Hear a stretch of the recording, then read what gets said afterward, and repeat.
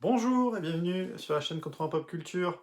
Alors aujourd'hui, je vais vous parler de romans de fantasy, d'un auteur français, Le Roi des Crolles d'Olivier Martinelli, et puis le deuxième, La Peur du Sage de Patrick Rothfuss, que j'ai écouté en livre audio, partie 1 et partie 2.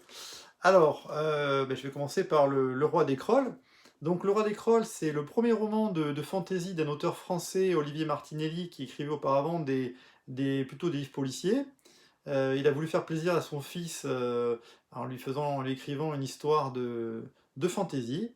Donc, c'est le premier tome du livre d'Épure. Le livre d'Épure, il fera 2 tomes, et le deuxième tome sortira dans quelques mois. Donc, tout ça, c'est chez Léa Éditions. Et cette belle couverture, elle est de Marc Simonetti, voilà, qui fait toujours des couvertures magnifiques. Donc Le Roi des Crolles, c'est 315 pages d'action dans un monde de fantasy assez original, avec pas mal de créatures différentes. On a le peuple des Bélec qui vit sur une île. Alors au début du livre, on a une petite carte qui résume bien l'histoire du livre, parce que ce sont des îles en fait qui sont sur ce qu'il appelle la mer verte.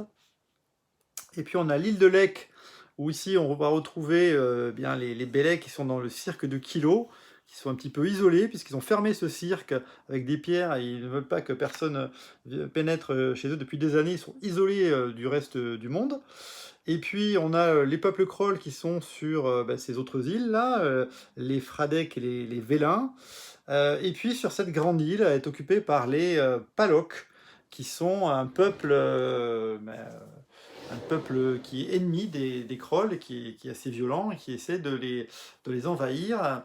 Donc au début du livre, on suit Dan, qui était l'enfant de Cal. Cal, c'est un charpentier, et qui vit avec sa famille. Il y a Zilla, il y a Lac, et il y a Luc, je crois. Du coup, ils sont avec leur père, et leur père passe son temps, plutôt que de les envoyer à l'école, à les entraîner au combat et en faire des guerriers. Et puis finalement, eux, ils vivent coupés du monde dans ce cirque, et voilà, ils ne comprennent pas, c'est leur vie, quoi. Ils s'entraînent au combat. Et puis un jour, le cirque est envahi par une armée de Palocs qui arrive avec des créatures, celle-ci là, à 6 pattes, terribles. Et donc du coup, Dan se retrouve tout de suite dans la mêlée, à devoir faire preuve de ses talents de combattant. Et il se rend compte à ce moment-là que son père n'est pas le simple charpentier qu'il paraît, mais est en fait un grand guerrier qui va se retrouver être le roi des Krolls. Alors je spoil rien, parce que ça c'est tout de suite au début du livre, puisque tout de suite les Palocs arrivent pour les attaquer, et commence une véritable invasion des Palocs et des multiples batailles. Le roman c'est de l'action et des batailles non-stop. Voilà, avec très peu de moments où c'est calme, où il se passe rien. Il y en a pas. Voilà, les chapitres sont très courts, ils font 4-5 pages, et on enchaîne les batailles, les péripéties. Donc il y a beaucoup de combats. Les combats sont très bien chorégraphiés, c'est très lisible. Et les personnages, il y a pas mal de personnages, on arrive bien à cerner qui fait quoi. Voilà, c'est très vivant, voilà, c'est très sympa. Ça fait penser un peu au livre de David Gemmell, voilà, qui est voilà, une référence de l'action.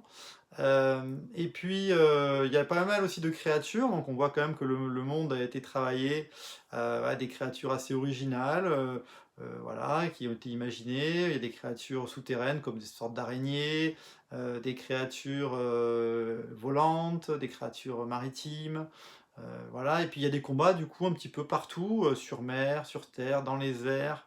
Voilà, il se passe plein de choses avec ces Palocs. Et ces Palocs, ils sont des magiciens, donc il y a un peu de magie aussi, qui contrôle des créatures. Voilà, le background n'est pas trop évoqué en fait, c'est beaucoup beaucoup d'action. Moi j'espère que dans le tome 2, l'auteur arrivera un petit peu à à plus expliquer son univers et à plus développer voilà, tout ça, pour qu'on puisse vraiment ressentir ça. Là, ce premier tome est complètement centré sur l'action. Donc si vous aimez les romans de fantasy d'action avec des batailles, des combats, beaucoup de combats, voilà, là vous allez être servi, hein, c'est pour vous. Voilà, donc moi j'ai bien aimé, franchement ça se lit très vite, ça se lit très facilement. C'est plutôt c'est un bon moment, voilà, de plaisir. Voilà, j'espère vraiment que dans le tome 2, voilà, ça densifiera un peu les personnages et tout ça, et puis qu'on en saura un peu plus sur ce fameux livre des Purs, pour lequel ben, tout le monde se bat finalement, puisque les Palos qui veulent récupérer ce livre. Et puis ils ont aussi, outre le fait qu'ils ont envahi les différentes îles des Krolls, ils ont aussi enlevé toutes les vierges pour pouvoir agrandir leur peuple. Donc il faut qu'ils aillent dans le tome 2 récupérer ces pauvres filles qui ont été enlevées. Et puis voilà, donc le livre des Krolls chez les éditions, voilà, si vous aimez l'action. Alors, maintenant je vais vous parler de Patrick Rothfuss. Donc Patrick Rothfuss, c'était Le Nom du Vent, c'est son grand livre. Donc c'était Ce Nom du Vent, le premier tome des aventures de Kvothe. Donc Kvothe, c'était chez Brajlon. Kvothe, c'est un Edemaru, donc c'est une sorte de gitan. Il est dans une troupe qui va de village en ville pour faire de la musique, voilà, jouer des pièces de théâtre. Et puis un jour, ben, ses parents sont massacrés par des Chandrians, et donc il va se lancer dans une quête pour savoir qui sont ces Chandrians, comment les tuer, et donc du coup il va aller s'inscrire à l'université, et puis on suit son apprentissage pour devenir un guerrier. Donc ça c'était le premier tome. Le deuxième tome est sorti en 2012. Il a été coupé en deux parties puisque eh bien, il fait plus de 1000 pages, ce deuxième tome. Donc il y a un premier tome de 576 pages et un deuxième tome de 624 pages. Donc c'est des beaux bébés. Patrick Rothfuss, il a eu un succès fou avec ces chroniques du tueur de roi, ça c'est le titre de la série. Et on attend toujours, on est en 2021, le troisième tome qui est censé clôturer la série. Donc évidemment, les fans sont un petit peu en colère parce qu'ils attendent de pied ferme ce troisième tome qui n'arrive pas. Donc l'auteur a déclaré récemment qu'il avançait dessus, donc ben, super. Et puis on espère qu'il va pouvoir le finir, parce que c'est sûr que voilà, une trilogie, il faut la finir. Pour savoir. Surtout que donc dans ce tome 2, voilà, je vais vous donner un petit peu mes impressions. La première partie, en fait, on a l'impression alors j'avais expliqué, hein, je reviens un petit peu, j'avais expliqué que dans ce tome 1 du Nom du Vent, l'auteur prenait vraiment son temps, et j'aimais beaucoup sa plume, sa façon de parler, d'écrire, et il expliquait tout, il y avait finalement très peu d'action. Donc tout le contraire du Roi des Crolles d'Olivier Martinelli, où il y a énormément d'action. Là, dans ce deuxième tome, on recommence, c'est pareil, et on a l'impression de revivre un peu le tome 1, c'est-à-dire que on revit une année d'université, il va revoir les mêmes personnes, il va toujours jouer dans les trouquets de la musique, voilà, les auberges, il va toujours son histoire avec Dena, dont il est amoureux, mais il se passe pas grand-chose. Voilà, on a une sorte d'impression de déjà-vu. Et donc tout ce premier tome est assez long, on se dit mais il n'a rien à raconter, l'auteur, c'est toujours la même chose. Et puis en fait, il va y avoir un événement qui va faire que Kvothe va quitter l'université et va se retrouver au service d'une sorte de maire, il appelle le maire, mais c'est un personnage noble qui dirige une ville qui a beaucoup de pouvoir, et il va se retrouver à la cour de ce personnage très influent. Et là, du coup, bah voilà, là on retrouve autre chose, il se passe quelque chose. Mais ça, c'est quasiment à la fin du premier tome. Et puis donc il y a une intrigue, ce maire est en mauvaise santé, et du coup il faut trouver, ben, voilà, il y a une sorte de complot. Et là c'est intéressant, voilà, Quoth il cherche à dénouer les fils, et puis donc là on se dit il se passe des choses, ça nous change. Et puis après, il va être amené à partir à la chasse aux brigands dans les forêts avec une bande de mercenaires.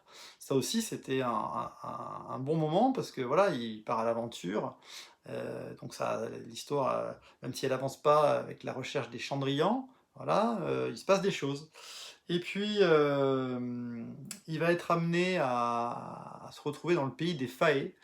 Donc les Faé, c'est voilà, c'est des fées un peu, il va rencontrer un personnage magique, fée Luriane, et là par contre ça va durer avec cette créature magique, cette fée, Faé, ça va durer des plombes.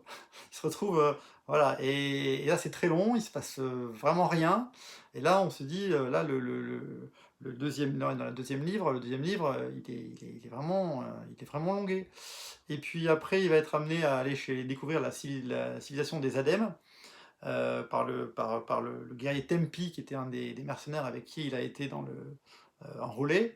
Et ils ont une civilisation vraiment très particulière, et on sent que l'auteur, il a vraiment envie de, comme d'habitude, de tout expliquer, leur langage, leur façon de se battre, leur code. Et alors oui, ça on peut dire qu'au moins il explique tout, il prend le sens du détail, il va en profondeur dans son univers, mais tellement que voilà, on sait tout. Au bout d'un moment, les adeptes, on a envie voilà, de passer à autre chose, et c'est très long. Le passage entre voilà, les fées et les ADM, j'ai trouvé que c'était vraiment un creux terrible du livre, et je me suis un peu ennuyé.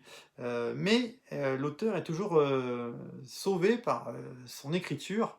Alors c'est Colette Carrière qui traduit en français les livres, et franchement la plume de l'auteur est super agréable. Voilà, il a une façon d'écrire qui est géniale, on écoute, c'est un véritable conteur. Donc ça, c'est vrai que... Et puis on a envie de savoir. Voilà, après, il va retourner donc chez son maire, voilà, pour résoudre des choses. À nouveau, redevient un petit peu intéressant. Il va rencontrer des brigands sur la route, il va se passer des événements terribles qui vont le marquer. Mais finalement, l'histoire avec les Chandrians, qui est quand même le nerf de la guerre dans ces 1000 pages, n'avance pas du tout.